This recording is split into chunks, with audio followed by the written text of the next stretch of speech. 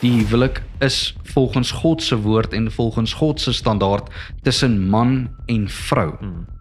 En dit is 'n belangrike saak. Sodra jy sê, die Bybel is nie ons totale autoriteit vir lering, vir doktrine, vir hoe ons behave nie, dan laat jy 'n spasie oop vir hierdie tipe goeders. 'n Artikel uitgebring oor dit wat die NG Kerk glo. Jy kan nou glo dat die duiwel nie regtig bestaan nie, dat hy net 'n idee is. As 'n voorbeeld.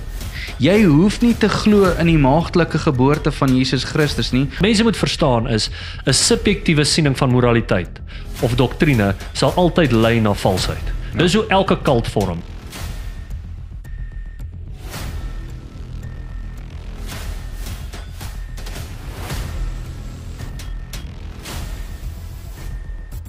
Normie, vertel ons bietjie, hoe was jou vakansie? Wel, ons het hierso in die middel amper van Desember. Okay, niemand gee om, ek ons praat oor die woord. Okay.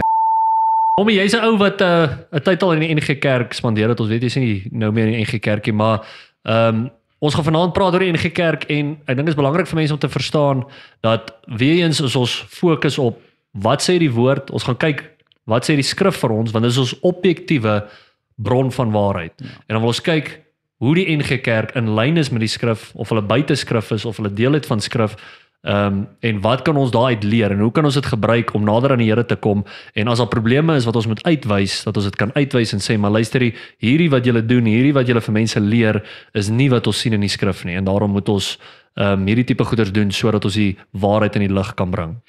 Ja, wanneer ons kyk na die NG Kerk, moet ons weet dat dit is een van die oudste kerke in Suid-Afrika. Dit het goed begin, maar half gewin, as ek dit nou in daai sin kan stel. In die NG Kerk, alhoewel ek nou as kind gedoop was in die NG Kerk, was ek nie NG groot gemaak nie. Ek het natuurlik daai kant toe verskuif voor bekering. Daar's 'n hele storie op dit, maar dit sal op 'n ander tyd uitkom. Maar ek het in die tyd van my jeug het ek die Here Jesus Christus ontmoet. Ek het in die NG Kerk toe begin lering kry. En ek moet sê, die leraar daai tyd was nogals redelik gevestig op skrif en ek het geleer van wat's die solas, wat is die reformatie, en ek het nogals 'n liefde gekry vir hierdie geskiedenis wat ons het, wat so ryk is. En toe ek nou in die teologie begin beweeg het, toe begin ek agterkom hoe die goeders bietjie shaky hierso. Nie noodwendig in die kerk waarby ek was nie, maar die vergaderings wat bygewoon was, die synode sittings, die ringsittings waar die predikante bymekaar gekom het. Nou wil ek noem, in die NG Kerk, nou vandag, het jy die mense wat nie ruimte wil hê nie. Hulle wil almal saam wees. Ons moenie skeiding bring nie, skeiding gaan afbreking maak van die kerk. En dan het jy die mense wat doleer. Die mense wat doleer is die mense wat sê, soos ons kan nie saam met julle staan nie. Ons wil wegbreek van julle af, want die boodskap wat julle oorbring is nie 'n boodskap van Christus nie. Dis nie die ware evangelie nie. Dis wil ons afbreek. En daar is hoeveel gemeentes, wat weggeskuif het al van die NG Kerke, wat net gesê het, ons breek, ons kan net nie meer nie. Ja, so net om dit duidelik te maak, wanneer jy sê 'n kerk doleer, is dit 'n kerk as deel van die groot NG Kerk oorhoofs in Suid-Afrika wat sê, luister, ons breek weg van die sieninge van hierdie kerk, en daarom is hulle nie meer deel van wat ons sal noem die NG Kerk. Is dit hoe dit werk? Ja, jy sal, as jy sê jy doleer, is jy nog steeds half 'n naam is die NG Kerk. Ja, maar daar's gemeentes wat nou heeltemal afgebreek het van die naam NG Kerk en net 'n ander naam vir die gemeente gekry het. So ons gaan nie meer geklassifiseer word as NG dit nie. Ons het net 'n ander naam nou. Ja, sal soos die gemeentelede byvoorbeeld bewus wees van 'n dolerende kerk. As hulle soos oop op sê hulle, luister, die base van die NG Kerk, die synode ouens sê, luister, hierdie is die goeie wat ons leer, maar ons doleer. Jy sê dit vir jou gemeente en sê, ons is nie deel van hierdie siening van die kerk nie. Ja, so die algemene synode situasies wat op sal duik, kom ons vat homoseksualiteit. Jou gemeente is teen hierdie besluit wat die synode wil besluit, ons wil goedkeur, en die gemeente sê byvoorbeeld, en ek bedoel nou die gemeente, sal ek nou ook sê die leraar en die kerkraad, ons kerkraad stem nie saam met wat die synode besluit nie. Ons kan nie met hulle hande vat nie, ons doleer. En om daai doleer is eintlik om te protest. Ja. Ons gaan nie vir dit staan nie en dis 'n hele pad wat gestap moet word en soveel gemeentes het nou al daai pad gestap deur te sê, goed, ons gaan doleer want ons staan nie vir hierdie goed nie. Nou die hartseer ding wat dit betref is gestelle gemeente sê ons wil afbreek van die naam NG Kerk af. Moet 100% van daai kerk se lidmate saamstem dat ons breek af.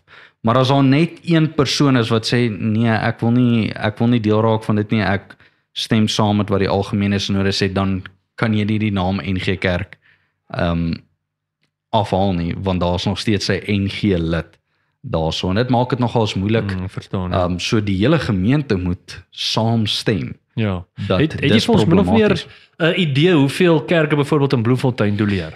Jong, as ek Hoeveel kerke NG Kerke is daar in Bloemfontein? Ja, daar's baie.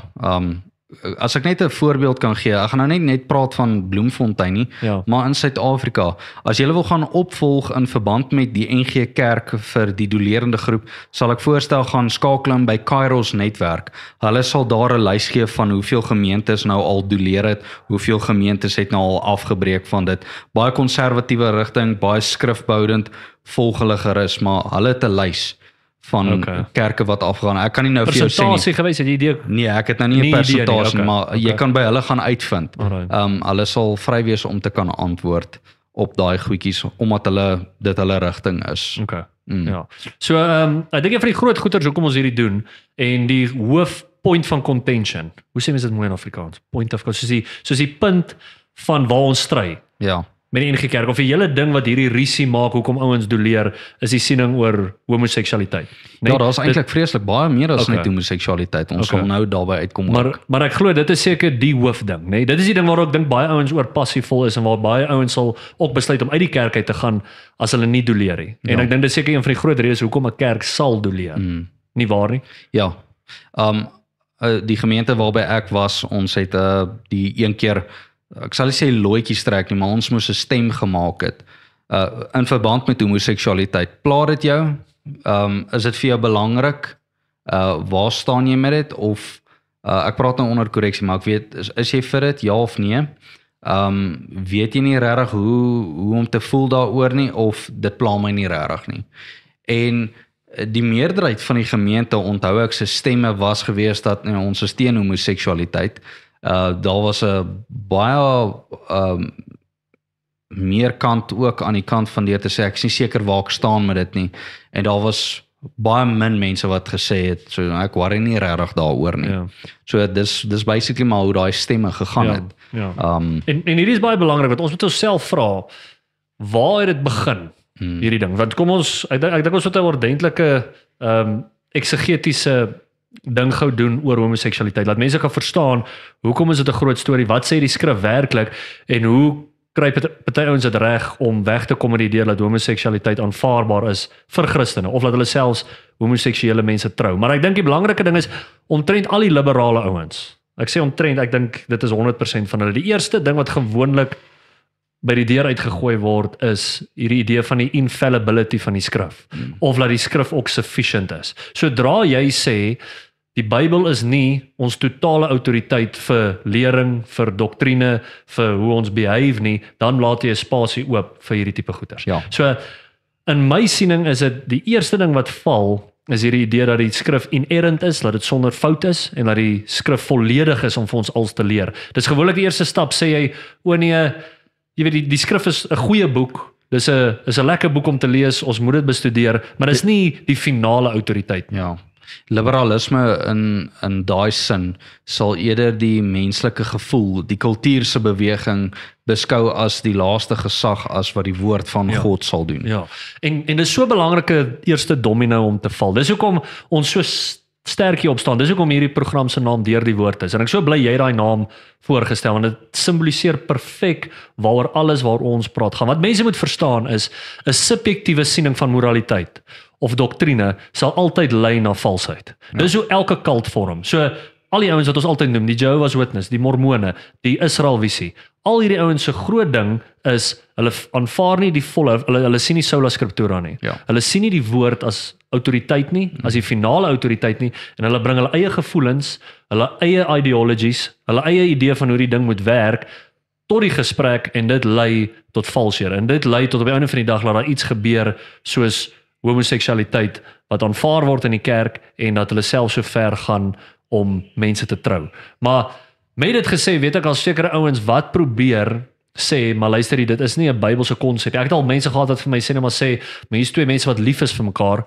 Wat is die probleem? Hoekom kan hulle nie in 'n homoseksuele verhouding wees? Hoekom kan hulle nie met mekaar trou nie as daar dan liefde is? So ek dink dit is baie belangrik hoekom ons sê hulle kan dit nie doen nie, is want skrif sê vir ons duidelik hulle kan nie. So as jy gaan lees in 1 Korintiërs 6 vers 9, is altyd die eerste plek wat ek dink dit baie duidelik gestel word, waar dit daar sê dat no homosexual enter the kingdom of heaven. Ja. So hy sê actually dat die kingdom of God, nie die kingdom of heaven nie, maar jy kan nie in die koninkryk ingaan as jy homoseksueel is. So hy noem 9 ander goeters ook daar, maar ons sal nou vanaand spesifiek oor dit praat. So ek weet een ding, en ek weet jou kennis van hierdie is ook goed, wat hulle inbring tot by hierdie gesprek is dat die Griekse woord vir homoseksualiteit daar is arsenokoitis. Ja. En arsenokoitis is eintlik die samevoeging van 'n man en bed. So dit 'n man wat in die bed is met 'n ander man. So dit is so duidelik soos jy kry. En ek weet die Afrikaans daarvoor is ook 'n sodomiet. Sodomiet, ja. Ja, so ek bedoel dit los absoluut geen ruimte vir interpretasie of laat dit enigstens iets anderste is as die seksuele aksie van twee mans wat saam is nie. Ja.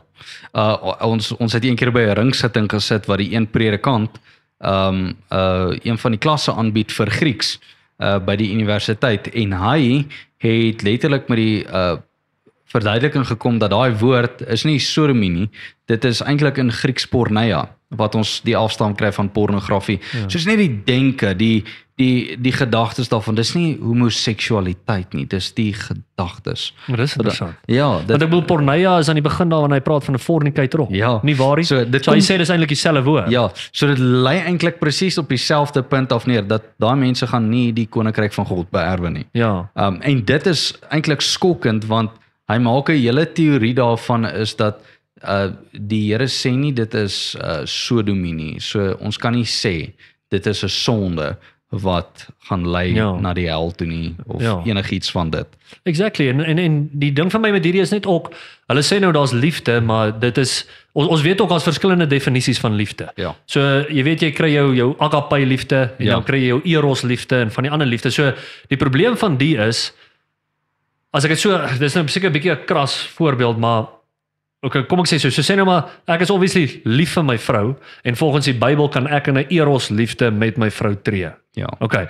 Dis goed as ek lief is vir 'n ander vrou. In die sin van, jy weet, ons het 'n vriendskap en ons sal saam kuier, maar sodra dit 'n eros liefde raak, is dit sonde. Verstaan jy wat ek sê? Ja. So ek verstaan dit klink nou soos 'n snaakse voorbeeld, maar jy kan dit vat na enigiets. So dis eintlik 'n baie eenvoudige konsep om te verstaan. Homoseksualiteit is verkeerd want jy is besig om 'n eros liefde te sit aan iets wat God verbied. Hy verbied jou om dit te doen. Ja. En dis waar die probleem uitkom. So wat ek eintlik probeer sê is, as jy saam met 'n persoon in 'n verhouding is, die groot ding wat dit sonde gaan maak is sodra dit na 'n eros ding toe gaan. Die idee dat liefde verwyder van waarheid is altyd verkeerd. Dis die ding. So ek weet of jy met my sal saamstem nie, maar God se nommer 1 karaktereienskap, as ek die skrif reg lees en reg verstaan, is heiligheid. Soos almal dink dadelik eers dit is liefde, maar as jy sy liefde het sonder sy heiligheid, dan is dit sensueel. As jy byvoorbeeld God se krag het sonder sy heiligheid, dan is hy 'n tyrant. So sy heiligheid is die nommer 1 karaktereienskap, en al sy ander karaktereienskappe vloei uit van hierdie een hoofkaraktereienskap. So jy kan nie daai deel verloor nie. Dis hoekom ons sê, jy sê die twee mense is lief vir mekaar, maar omdat dit verwyderd is van waarheid, moet ons dit reject, moet ons teen dit staan.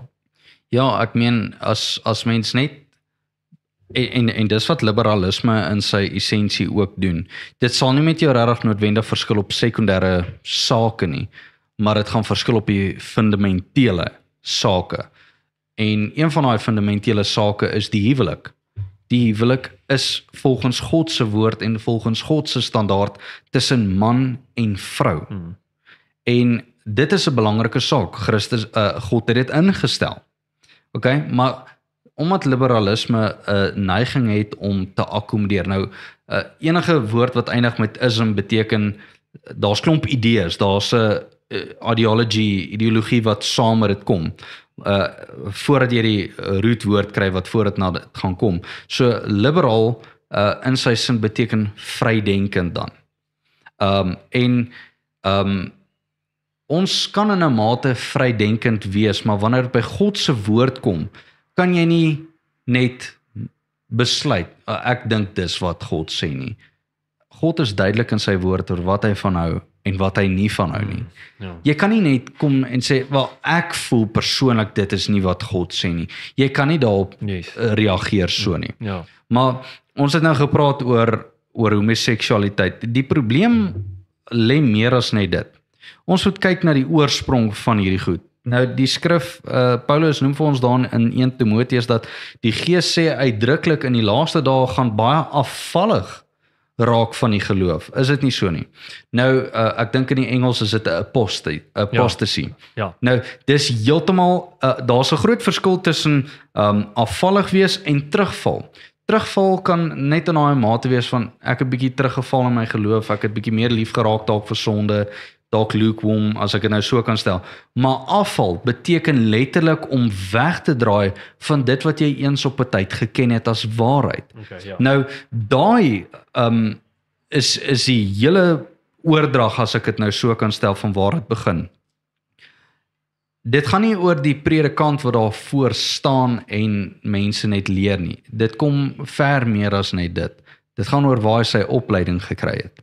Dis hoekom die apostels met volle vertroue gekom het gesê die lering wat ons aan julle oorgedra het. Jy weet, dit is die suiwer leer. Maar moenie dat daar mense kom om julle te verlei wat 'n ander evangelie bring nie. Want daai mense wat 'n ander evangelie bring, het Paulus gesê moet 'n wat wees? Anathema, 'n vervloeking wees. Galasiërs 1:9. Ja, jy kan nie kom om hierdie goeters te bring nie, want daar is 'n evangelie wat nie redding bring nie. Ja. So ek kom nou terug by die punt van waar die lering afkom. Yes. Nou, as jy gaan Ekskuus voor dit gaan, ek wil net die vers waarvan jy hier praat van die apostate church. Ek neem aan jy praat van 2 Tessalonisense 2 vers 1 tot 3. So kom maar, ek wil net gou die lees dat ons ek wil net gou iets hierso aanraak, want dit is so belangrik wat jy nou sê.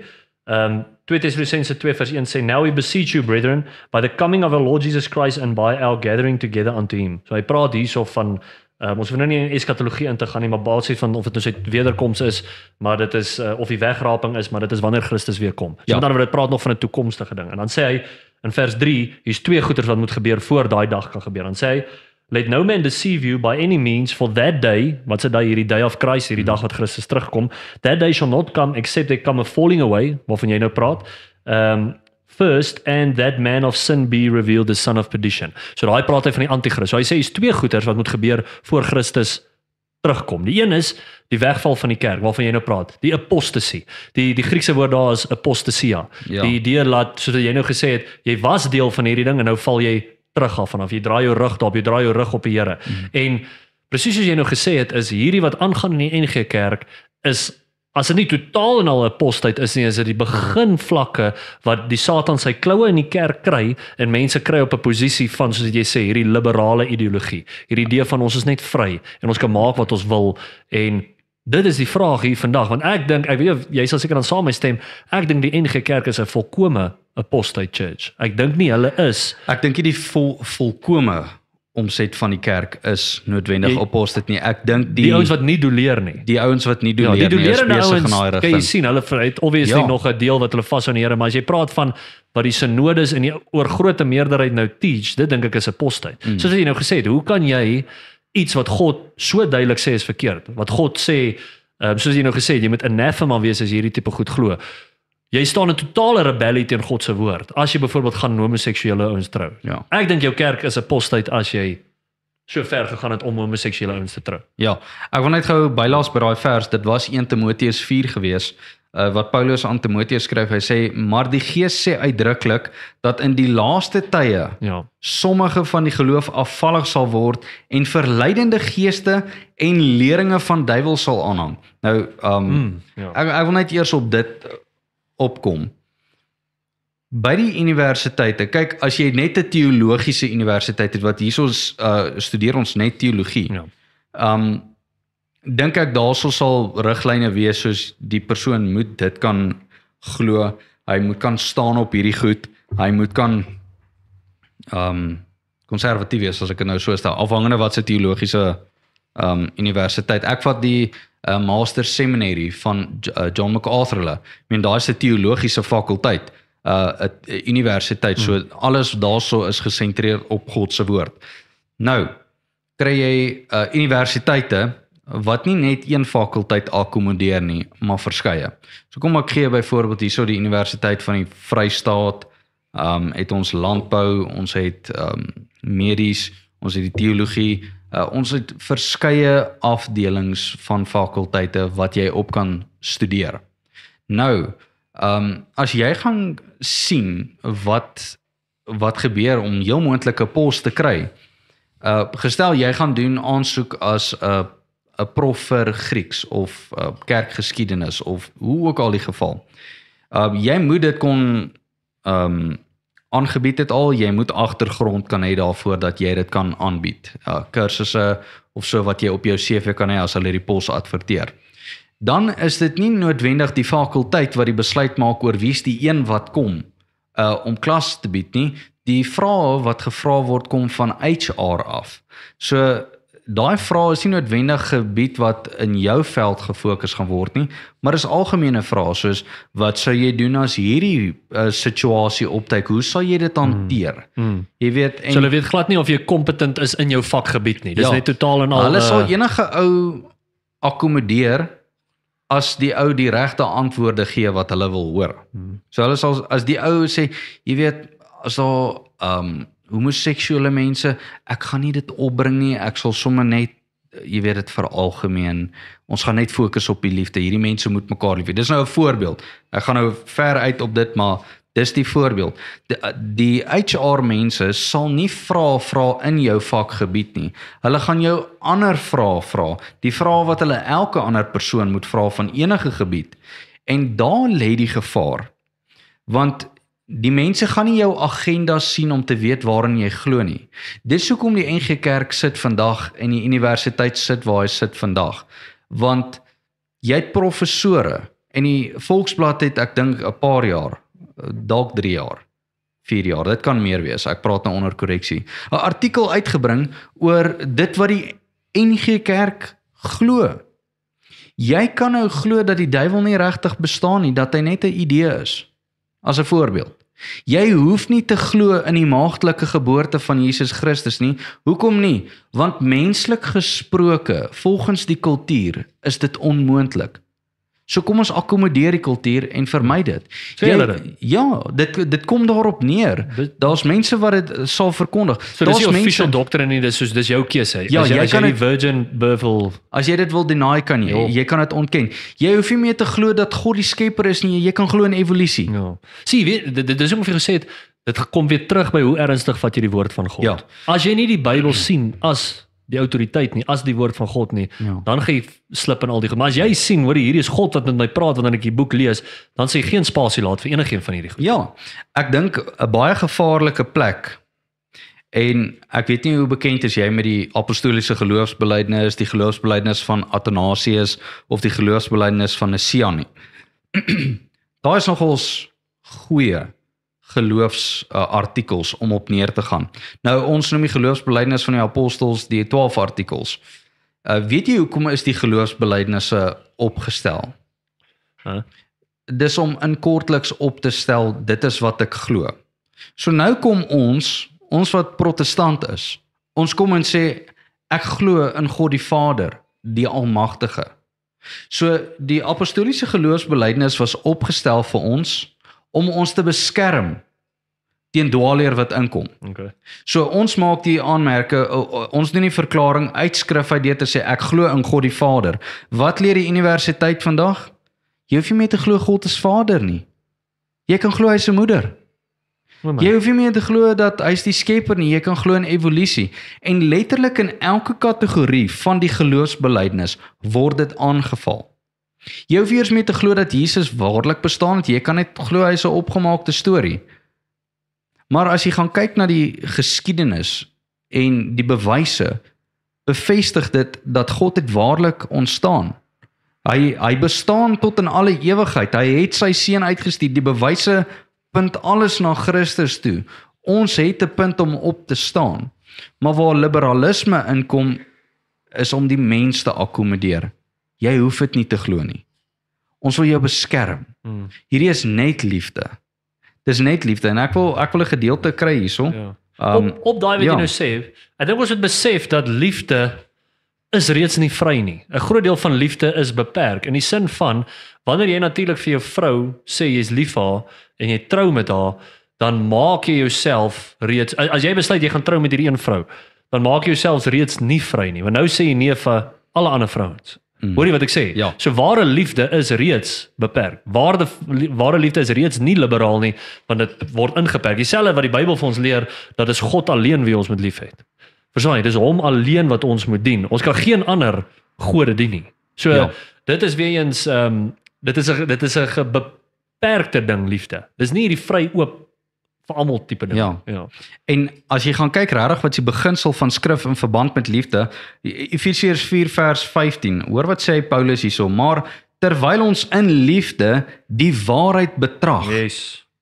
As jy regtig lief is vir God se woord en 'n besorgdheid het vir die waarheid, sal jy dit in liefde aanvaar en jy sal dit in liefde gaan verkondig.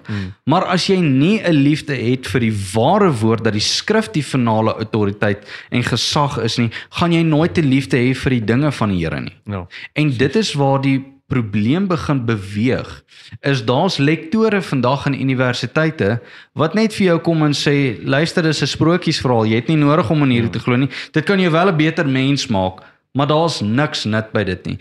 Daar's mense wat hulle aanstel. En hoekom teologiese studente daaraan, ek wil meer leer van die Here, dan moet hulle goed hoor, soos, dis net 'n sprokiesverhaal, ekskuus. En dit bring twyfel in hulle. Dis hoekom baie mense uit die universiteit uit beweeg deur te sê, ek kan nie met hierdie lektore sit nie. Ja. Kyk wat is die goed wat hulle verkondig. Dan kry jy van daai mense wat sê, hier is waarheid. Ek kon nie dit glo toe ek dit eers ek het eers begin twyfel, maar dit het vir my begin sin maak wat hierdie prof vir my sê. Nou gaan dra ek dit oor aan my ouers, ek gaan dra dit oor aan die kinders aan die kerk, ek gaan dra dit oor aan my kinders. Waarna toe gaan dit dan gaan? Verwerp vir Christus. Verwerp die woord van God. Jy het nie nodig om na dit te luister nie. Ja. Jy het ook 'n interessante ding nou genoem oor evolusie en ek dink dit stryk ook na 'n hart van die probleem, want ek dink wat baie gebeur het in die teologiese kringe, veral in die moderne era, sê vir die laaste 100, 200 jaar, het dit vir baie ouens begin 'n prioriteit raak om akademies aanvaarbaar te word. Jy weet, en as jy in die verlede gaan kyk, omtrent hier by die 1400-1500s was teologie gesien as die hoof studieveld bo alles anderste. Soos nadat jy byvoorbeeld medies geswat het, biologie, geologie, wat ook al, en jy het al hierdie goeders onder die knie, dan kan jy gaan in teologie gaan swat. Verstaan, dit was gesien as die top van die top akademiese ding. Want dit was in die tyd wat almal nog geglo daar is 'n God. Daar was 'n soos ateïsme en evolusie en hierdie goeders was 'n baie skaars ding om te glo in daai tyd. Voor Charles Darwin sy boek uitgebring het in 1850. Ja. So die probleem is, omdat die kerk begin 'n begeerte gehad het om akademies relevant te wees en in te pas met, jy weet, die slim ouens van die omgewing, met die slim ouens wat hierdie teorie van evolusie vir ons leer, het hulle die Bybel gebutcher of geminag en gesê het, ons moet nou dink, hoe kan ons evolusie in die Bybel inpas? Want hierdie konsep van miljoene jare, die aarde is miljoene jare oud, moet waar wees, want die sekulêre ouens sê dit. Dis die slim ouens wat slim ouens sê dit. En ek wil vir ouens gaan aanmoedig, Jason Lyle was onlangs op Justin Peters se podcast, weet jy wie dit gesien het nie? En daai ou is uitstekend. Hy's 'n astrophysicist en hy gee klomp bewyse van hoe die aarde nie kan biljoene jaar oud wees. Daar's eenvoudige, maklik om te verstaan bewyse. Enige ou wat nog nie eers enigsins in astronomie ingegaan het, jy sal kan sien daar hierso sekere bewyse wat nie sin maak vir 'n old earth. As ek net vinnig een kan gee. Ekskuus, plaas net die link ook op die Ek sal dit doen, ja. Dit sal awesome wees. Ja, maar dis 'n great video daar. Maar een van die goeie wat hy byvoorbeeld sê is die ding waaraan hierdie ouens glo is uniformitarianism. Dis die idee dat hoe dinge vandag gebeur, het dit nog altyd gebeur. Nou soos ons het byvoorbeeld glo in die Bybel en dat Noag se arka was en dat daar groot vloed was, verstaan, ons glo in wat jy noem catastrophism, dat daar 'n katastrofe op die aarde was en grootliks die aarde verander het, die vorm daarvan, alles van hierdie goeters. Maar my punt is, as jy in uniformitarianism glo, dan glo jy hoe dinge vandag werk, het dit nog altyd gewerk. Met ander woorde, as ons toets, sê net maar iets soos die magnetiese veld van die aarde nou, en ons sien dit raak al hoe swakker, dan weet ons in die verlede moes dit sterker gewees het. Verstaan jy die logika? Ja. En teen dieselfde tempo. Nou, as jy gaan kyk, die maan, hulle kan dit meet, die maan raak verder van die aarde elke dag. Nou dis weglaatbaar, dis min, dis so sê net maar 2 cm 'n dag. So dis nie dat die maan ewe skielik gaan verdwyn nie. Maar as jy daai terugdraai, dan weet jy die maan moes nader aan die aarde gewees het. So as ons hulle prinsip vat, uniformitarianism, en ons draai die klok terug, dan sê jy sien, hier na 'n paar, as jy hier naby aan die 1 biljoen jaar kom, wat daai ons glo in 13 biljoen jaar, dan is die maan so naby aan die aarde, dat dit sal aan mekaar raak. Absoluut. Wat onmoontlik is. Verstaan jy, daar kan nie lewe op die aarde wees. So ek bedoel net, dit sit 'n limiet op hoe oud die aarde kan wees. Dieselfde met die magnetiese veld van die aarde. Al wat ons sien is dat hierdie ding swakker raak. As jy die klok weer eens terugdraai, dan was die magnetiese veld so sterk dat dit letterlik die yster in jou bloed sal uittrek, soos wat magnetisme ons nou yster aantrek. So ek bedoel, dis eenvoudig. Jy hoef nie 'n rocket scientist te wees om hierdie goeters te verstaan nie, maar hier's duidelik 'n probleem met hierdie old earth. Nou die wetenskaplikes het allerlei sinnelose antwoorde vir hierdie goeters. Al wat ek sê as 'n Bybelgloende Christen glo ons in 'n young earth. Dis half essensieel vir die evangelie ook. Ek het al gehoor ouens sê daar's close-handed arguments of goeters waar ons nie kan debatteer soos die godheid van Christus en soos ons nou gesê die skrif, en dan's daar open-hand arguments. Hierdie goeters wat nie eintlik 'n groot storie is nie. Die Hulle sal sê dis perifere sake. Ja, 'n secondary tertiary issue. Maar hierdie is 'n close-handed ding en die rede hoekom ek dit sê is want Romeine 5 vers 12 sê vir ons man brought death into the world. It's by man's sin that death came into the world. Met ander woorde, as daar dood en pyn en suffering was voor Adam gesondig het, dan bring jy 'n karaktereienskap op God wat nie in die Bybel is nie. Ja. Hy het gesê dis oor ons sonde dat daar vandag dood is. Mense moet dit verstaan. Ons sou nie vandag dood gegaan het as Adam nie gesondig het nie. Maar die punt is, as jy glo in miljoene jare voor Adam, ons weet Adam was 6000 jaar terug as jy die klok terugdraai met al die datums in die Bybel. So as jy glo daar was mense of 'n civilization voor dat daai mense sou dood gegaan het. So sien jy die probleem. So Romeine 5 vers 12 vernietig die idee van 'n old earth. Ja, ek wil noem dit is absoluut kern. As jy die skepping verkeerd het, dan gaan jy die res verkeerd hê. Ja. Ek meen ek kan nie enigstens dink dat jy op 'n konklusie sal wil kom deur te sê ek dink Genesis was net simbolies. Jy kan nie. Dis letterlik. As jy letterlik glo dat God het alles gemaak in 6 dae en gerus het op die 7de dag. Jy weet, as jy dit letterlik glo, gaan jou interpretasie vir die res van die skrif redelik akkuraat wees. Maar as jy dit alles gaan simboliseer en sê, was daar regtig waters gewees toe daar niks was nie, jy weet, het die gees van God regtig gesoek, het God 'n gees, of jy weet, sulke goeters, as jy daai goeters alles gaan begin betwyfel al in die begin, en jy gaan al begin die skepping verkeerd draai, dan gaan jy die res van skrif verkeerd verdraai. En dis waar ek baie hartseer voel vir ateëste wat die skrif wil interpreteer. Hoe weet ons hulle gaan dit verkeerd hê? Want hulle het nie die Heilige Gees wat dit vir hulle leer nie. Ja, exactly. Dis nie die Heilige Gees wat hulle oortuig nie. Hulle eie menslike aksies wil en gedagtes wil hulle laat dit self interpreteer. Ja. Nou, met dit, ek wil ook net noem, as jy in die liberalistiese beweging inkom, ingestel jy ontken die maaglike geboorte, en jy ontken dat Christus regtig gesterf het, jy weet, daar's mense wat regtig op die punt kom en sê, ag, hy lewe in jou hart, en hy's dood, maar hy lewe in jou hart, en dis absoluut absurd. Christ consciousness. Ja, nou wat gebeur nou? Jy het nie 'n evangelie om te verkondig nie.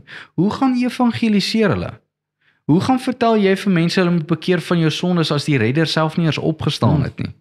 Hoe gaan vertel jy vir die mense dat hy het sonde geword vir jou as hy nooit gesondig het nie? Ja. In die sin van, as jy glo dat die maagdelike geboorte nie regtig plaasgevind het nie, en jy glo dat Josef was regtig fisies Jesus se pa gewees, dat hy en Maria gemeenskap gehad het, dan erken jy dat Jesus het Josef se sonde geërf.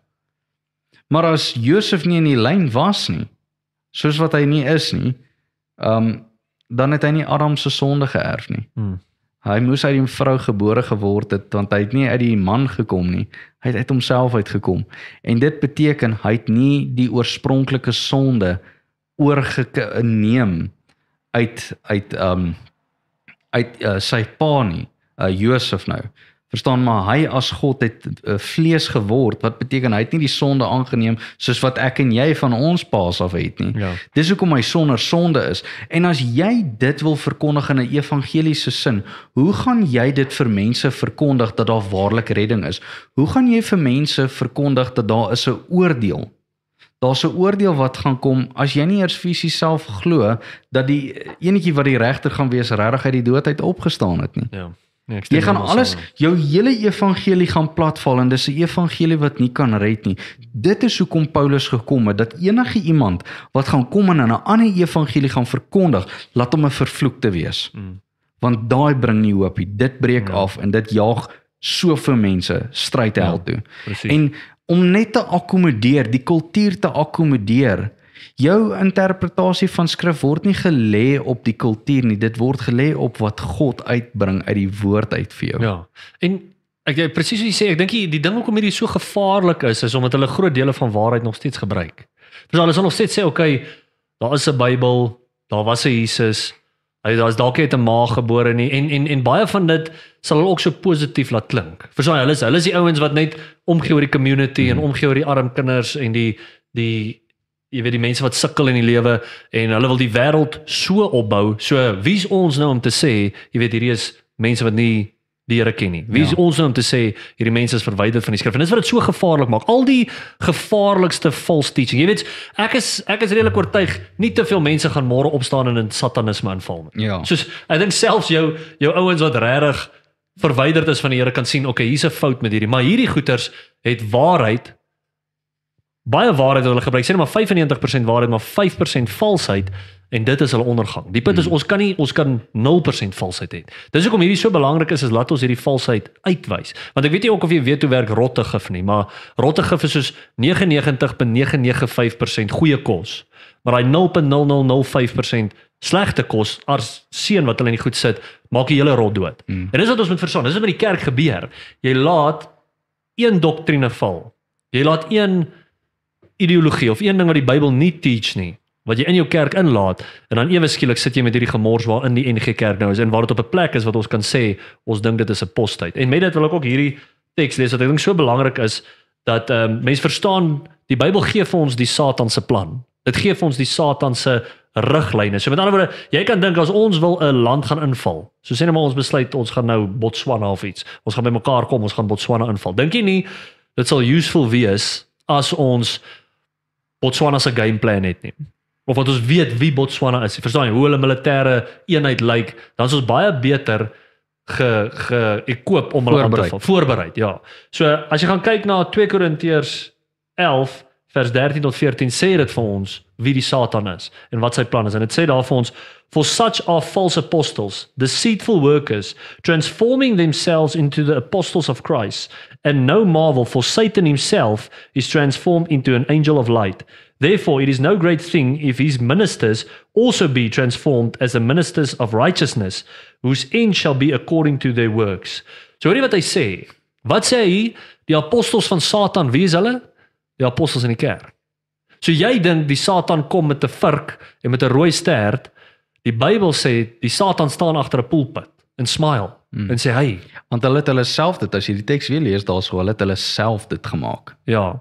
Wat hulle nie regtig is nie. Ja, presies. So hulle staan agter daai pulpit en hulle smile en hulle is vriendelik en hulle sê oulik, hulle sê ag liefde, jy kan lief wees vir jou homoseksueel maatjie, gaan bly saam, doen al hierdie goeders, maak net wat jy wil. Ja. En julle sal fyn wees, en dis presies soos jy sê, en so hierdie konsep wat jy nou genoem het, jy wat nou nie deel is, jy was al by hierdie NG Kerk ringsittings en hierdie goeie, so wat jy sê is, baie van hierdie kerke deny die maaggeboorte, baie van hierdie kerke, is hulle universalists ook, wat hulle sê, soos, almal sal gered wees op die ouene vandag, as ek van hulle wat dit ook glo. Daar's van hulle wat glo dat, soos Bill Johnson, hulle glo dat Allah en God is dieselfde God. Dis Is al van hulle wat dit sê? Ja. Daar's baie van hulle wat dit leer ook, die lektore wat dit leer, maar Wat is waar wat jy sê, want ek het toe ek nou was by 'n dominee wat by wie ons baie kuier daar in Hermanus, toe sê hy vir my daar was 'n kerk daar wat 'n ou van 'n moslim predikant, ek weet nie wat hulle noem nie, in hulle kerk laat kom het en vir hulle preek. Kan jy dit glo? Soos en daar is nie 'n meer boos geloof as Islam nie. Dit is oor die 100 keer in die Koran word hulle aanbeveel om mense dood te maak as hulle nie jou geloof. Gaan kyk dit, gaan Google dit bietjie. Ja. Die Koran is oor en oor. As iemand nie, as hulle noem dit 'n infidel. As jy 'n infidel is, moet jy doodgemaak word. En nou wil jy daai geloof in jou kerk laat preek. Ek wil net by dit noem, jy weet, want in daai beweging, in die beweging wat meeste die dwaallering en goeters begin inbring, begin hulle presies so Satan ook. Hulle laat jou twyfel. Hoe het Satan sy woorde met Eva begin? Hy sê vir hulle, hy sê vir die vrou, is dit ook so dat God gesê het? Nou, dit laat jou wil begin twyfel. Het God dit regtig gesê? Laat ek net by jou seker maak. Het hy regtig gesê homoseksualiteit is 'n sonde? Het hy regtig dit gesê en jy gaan nou dink uit 'n sekulêre kant, uit 'n humanistiese kant. Ja, dit klink eintlik nie reg nie en dit laat jou op daai oomblik begin twyfel. Die oomblik wanneer jy begin twyfel in God se woord, dat hy, ek meen ons almal sê ja, ek glo in die Bybel, maar ons sukkel om te glo dat hy vir ons gaan voorsien. Jy weet, ons twyfel dan in sy woord. Maar die oomblik wanneer jy kom en sê, wel, ek twyfel of God dan regtig die waarheid weet het, want as ek meen hulle is lief vir mekaar. Die mans het mekaar lief. Hulle manier hoe hulle liefde uitbeeld teenoor mekaar. Hoe kan dit ooit verkeerd wees? Die oomblik wanneer jy God se woord begin twyfel, gaan jy alles wat hy jou leer wegskuif. Want jy gaan alles dan begin bevraagteken en jy gaan makliker aanneem die sonde soos wat Eva dit ontvang het. Ja. Daai beginsel is effektief vir almal, my en jou almal in die kerk. Die oomblik wanneer jy kom en sê, ja, ek hoor wat jy sê, dit maak vir my sin, en jy het 'n voorsmaakie van dit is, maak dit jou dood. Dit maak jou dood. Ja, en dit is soos 'n deel in Jeremia wat so duidelik sê, the heart is deceitfully wicked. Ja. En dan soos hierdie mense vertrou hulle hart, dan sê oor dit volg jou hart, wees jou beter self. Dis nee. Christendom gaan reeds om jouself neer te lê. Dis wat Christendom is. Dit gaan reeds, okay, as jy hierdie homoseksuele begeertes het, moet jy dit neerlê. Ek en jy moet ook begeertes neergelê. Ja. As jy vir Christus wil volg, dan kan jy nie net maak wat jy wil nie. En die argument wat jy kom en sê, ek is so gebore, dit is absoluut. Ja, kom chat bietjie daaroor, ja. Wat dink jy van dit? Wat vind jy, soos jy praat dan van of jy homoseksueel gebore is? Ja, ek dink daar's baie mense, want dit sal 'n vraag wees wat baie ouens dink ek vra. Dis reg, jy's regtig so gebore, maar dis hoekom die Here sê jy moet wedergebore word, want jy kan nie meer so aangaan nie. Jou sondige natuur is jou vyand eintlik, as jy 'n kind is van die Here. Dis jou vyand. Ja. As jy nie 'n kind is van die Here nie, jy's 'n slaaf op jou begeertes. Jy kan nie nee sê vir jou begeertes nie. Jy's absoluut mal daaroor. So die oomblik wanneer jy maar net dat ek jou kry, so jy sê daar's ouens wat homoseksueel gebore is. Nee. So okay. Dis die argument waarop ek wil maak. Jy is hulle besig sal om sê te praat, ek verstaan. hoor, Ek dink dis wat jy sê. Hulle sal sê ek is so gebore. Jy's in sonde gebore. Jy's absoluut lief vir jou sonde. Okay. Maar wanneer jy die blootstelling van die Here Jesus Christus kry en hy maak jou wakker vir die waarheid en jy kom en sê ek kan nie meer so aangaan nie, dan het jy regtig aggeslaan op die waarheid. Maar die oomblik wanneer jy kom en sê ek dink nie die Here verwag van my dat ek wat 'n man is, ek moet my man opgee nie. Want hy hou nie van dit nie. Nee, dit is heeltemal verkeerd. Die oomblik wanneer jy kom en sê dat, weet jy, ek moet skeiding maak van my sonde, dan het jy regtig die begrip van wat bekering is. Dit is besig om jou te besoedel. Ja. Dis hoekom die Here sê, word wedergebore, want jy kan nie meer aangaan nie. Dis hoekom Paulus die gemeente ook herinner deur te sê, so was sommige van julle was deel van daai groep mense gewees. Julle is dit nie meer nie. Ja. Hulle het afstand gehou van daai goeters. Hulle is nie meer daai groep nie. Hulle is nie meer hoereerders nie. Ja. Hulle is nie meer daai lasteraars nie. Ja. Hulle is heeltemal weg nou van dit. Maar so as mens kom by die deel van kan iemand homoseksueel gebore wees in die sin van as jy spesifiek homoseksueel. Ek verstaan ons is almal in sonde gebore. Ja. Maar ons praat van hierdie spesifieke sonde. Soos dink jy iemand word gebore soos dag 1 is hy 'n homoseksuele persoon of dink jy dit ontwikkel later in sy lewe? Want my posisie met die is ek het al 2 kinders gehad, jy weet van infancy af en as hulle uit daai ma se maag uitkom, dan dink hulle net drink melk, poef en slaap. Dis wat hulle doen. Hulle doen absoluut, hulle het geen begeerte vir enige iets anders te nie. Ja. So verstaan jy wat ek sê? So ek bedoel net as jy mooi logies daaroor dink, buiten die teologiese argument wat ek dink jy as 'n teologiese argument om vir dit te maak, is dit duidelik dat geen baba het enige seksuele belangstelling nie. Ja. Hy het geen belangstelling in iets nie. Daai goeders ontwikkel met tyd. Dis net vir my 'n duidelike logiese ding om te weet van niemand is gebore met 'n spesifieke seksuele oriëntasie. Want dit los vir die ouens ook 'n gap. En sê ek is nou maar so gebore, ek gaan nou hierdie begeertes volg. Maar alles wat jy sê is waar. Ons almal is gebore met 'n in sonde en met veral 'n begeerte na 'n spesifieke sonde, maar dit is reeds ons verantwoordelikheid om teen dit te beklei. Ja, ek dink ook as jy gaan kyk na die video's en goeders wat al opgeneem was oor die algemene sinode, die kerke wat hulle al gevoer het, is dat daar's 'n predikant wat uit homoseksualiteit gekom het en hy het bekeer. En hy staan daarso en hy sê, hoe moet hy nou vir die mense verkondig dat ek was eintlik verkeerd geweest, ek kon net so gebly het. Hoekom moes ek dan bekeer daarvan? As dit dan nie verkeerd is nie.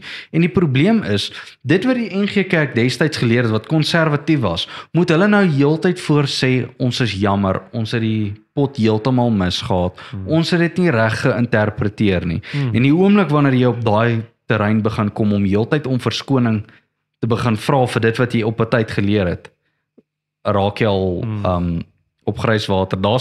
Ek wil net gou noem nog hier, daar was 'n uitnodiging wat die Universiteit van die Vrystaat laas jaar gegee het. Ek het hom hierso op my foon. Ek wil net vir jou deurgee wat die teologiese fakulteit geadverteer het.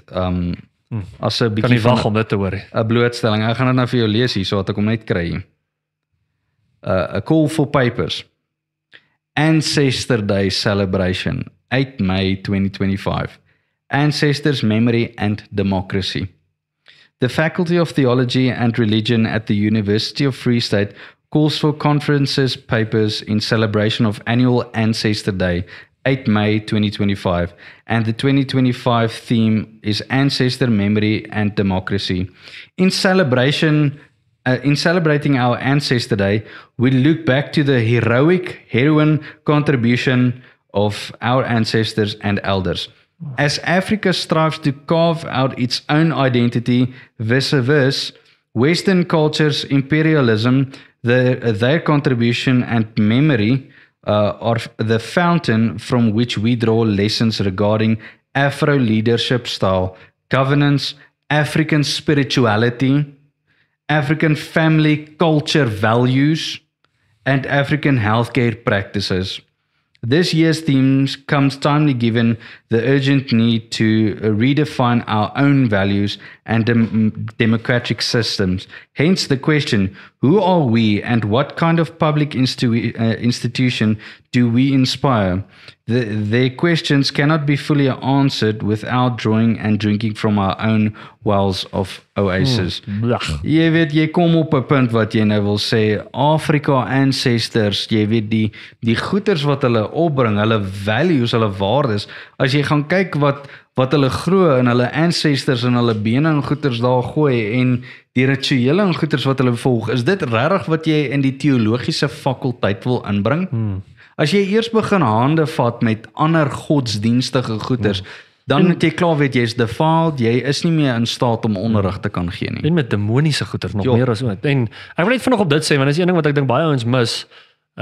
So ons bediende wou einde laas jaar, soos sy gesê sy het gevoel, sy sê sy's 'n Christen, sy is soos 'n born again, alles van die, en sy het gesê sy het gevoel sy moet na hierdie Sangoma inisiasie doen, want sy het een of ander bonatuurlike krag.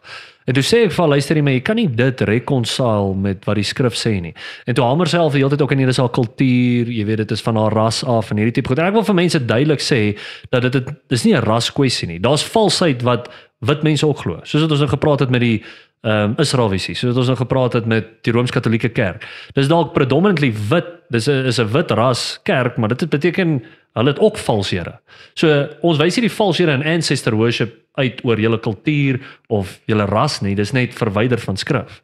En ons moet enige boosheid uitwys. So ek dink dis baie keer die ouens sê, o nee, dit is net van my agtergrond wat ek kom. Baie van ons agtergrond is boos. Baie van ons agtergrond is iets wat ons reeds moet van afsny en nou saam met Christus volledig wandel. Ja, dis nie Christus en nie. Ja. Dis Christus. Christus alleen. Punt. Solus Christus. Ja. Ja, ek dink ons sal nou begin afsluit. Ek dink 'n paar belangrike goeie wat ons hier wil sê is, jy het nou ook gepraat van ouens wat ook bekeer het van homoseksualiteit hierdie goed. Daar's 'n ou wat jy kan gaan kyk op YouTube, Beckett Cook, wat hy's nou 'n pastoor, hy was 'n homoseksueel en hy het tot bekering gekom, by die Here uitgekom en jy weet my hart gaan uit na hierdie mense. Dit is soos ek kan dink dit is 'n baie moeilike en slegte ding waarmee jy gaan struggle, maar ek wil vir jou sê is as jy jou geloof en jou hoop in die Here stel, dan kan jy hierdie ding oorwin. En nie net op 'n plek van jy gee voor of iets en die Here sê jou genuine help om ontslae te raak van die ding, maar om in volharde sonde te lewe, in 'n rebellie te wees teen die woord van God, is net nie iets wat ons kan toelaat nie. Dis regtig uit liefde uit ding. Soos as jy nog nooit iemand gehoor het so praat nie, dis ons is meer lief vir jou dan as enigiemand van jou vriende. Want ons is bereid om vir jou die waarheid te sê. En ek wil ook sê net vir jou, toe ons laas jaar by die kerk, ons het so 'n studentebediening en toe sê ook hierdie goeters oor homoseksualiteit. Toe daar een girl wat daar was wat nog nooit dit gehoor het, toe loop sy uit en sê oor die meeste van my vriende is homoseksueel. Hoe kan ek hier sit as julle hierdie goeters sê? So, ek dink baie mense dink, baie pastore dink, maar luister, hierdie mense weet is verkeerd. Dit is nonsens. Ja. Baie mense wat in die kerk sit het nie idee dat dit verkeerd is. Hulle het nie eers 'n idee dat dit daar staan nie. En ek bedoel, dit is gereeld in skrif wat ons sien. Die Here sê oor hierdie ding kom van die Satan af. Dis nie deel van die woord van God nie. Ja. Ek dink ook as jy wil kyk na 'n ander vrou ook, Rosaria Butterfield. Sy was 'n feminis, lesbien, is heeltemal bekeer en sy het regtig tot die Here toe gedraai en sy het 'n boek, ek is nou nie seker wat sy boek nie, ek sal moet uitvind weer, maar sy het 'n boek geskryf saam met behulp van 'n ander man. Wat heeltemal die leringe en goeters die bank, dit wat sy eens op 'n tyd verkondig het, gaan die bank sy alles. Nog great. Bitter goed. So ja, Rosaria Butterfield, julle kan gerus daarna gaan kyk ook. Ja, dankie Nomi. Ek dink en ek dink dit vir mense sê ons praat baie teen klomp goeters, maar dit is om jou by 'n plek uit te kyk om te sien daar's baie misleiding in die wêreld en ons wil hê jy moet vir Christus volledig volg. Ons hart is om mense wat op pad is hel toe. Ons wil jou gryp. Ek wil met jou gryp met alles in my. Ek wil dit doen reguit. Ek wil nie met jou rondspeel nie. As iemand vir jou 'n halwe waarheid gee, is dit eintlik maar net 'n totale leuen. Jy weet, dit help nie ons gee vir mekaar halwe waarheid. Dis ook lekker om dit te hoor. Dis ook lekker om vir jou te hoor. Jy kan aangaan in jou homoseksualiteit, jy kan aangaan in hierdie sonde. Jy kan in 'n kerk soos die NG Kerk bly waar hulle hierdie liberalisme verkondig en jy weet heuning om jou mond smeer, maar dit is nie wat die woord van God sê nie. En ons moet bly by die woord van God. En die ding is daar's 'n ewigheid op die spel. Dink vir jouself ewigheid. Dit hou nie op. Jy kan dit nie eintlik imagine nie. Dink net 1000 jaar. Dink net jou môre bepaal 'n volgende 1000 jaar van jou lewe. Wil jy nie dan die regte ding doen nie? Wil jy doen wat die Here sê nie? En weer eens, dit begin by glo jy die skrif is die objektiewe woord van God. Glo jy dis werklik God se woord wat met jou praat of dink jy dis net 'n cool boek wat iemand geskryf het? Klomp mense bymekaar gevoeg het. Ja. En ek wil net laastens highlight dat daar is enige kerke soos jy sê wat dit reg doen, maar ons punt wat ons hier wou maak is die oorgrootte, die synode, die doktrines wat hulle nou leer en wat hulle sien as algemeen, is nie in lyn met God se woord en dit is die punt wat ons probeer maak. So daar is daar enige kerk wat hierdie ding reg doen. Prys die Here, hou aan daarmee, maar skakel in by daai kerk dan, ondersteun daai leraar, bid vir daai leraar en die kerkraad dat hulle altyd op die waarheid sal bly en bid vir die mense wat aanhou om na die verkeerde kante toe te beweeg, want hulle het die waarheid so nodig en hulle lewe in 'n wêreld wat vir hulle verkondig word as jy kan akkommodeer. Ons kan nie. Ek meen, as ons self gaan kyk in die skrif, ons is bywoners ons is nie inwoners van hierdie wêreld nie, ons is bywoners, wat letterlik beteken, jy bly langs aan die huis, ons bly langs aan mense wat in hierdie wêreld is. Ons is tentmakers hierso, ons is tentwoners hierso. Ons vaste stigting is nie. Moenie jou ewigheid prysgee om saam te wil bly in die huis van die wêreld nie. Prys Here. Dankie Nomie. Enige laaste ding wat jy wil sê? Kry jou standpunt deur die woord.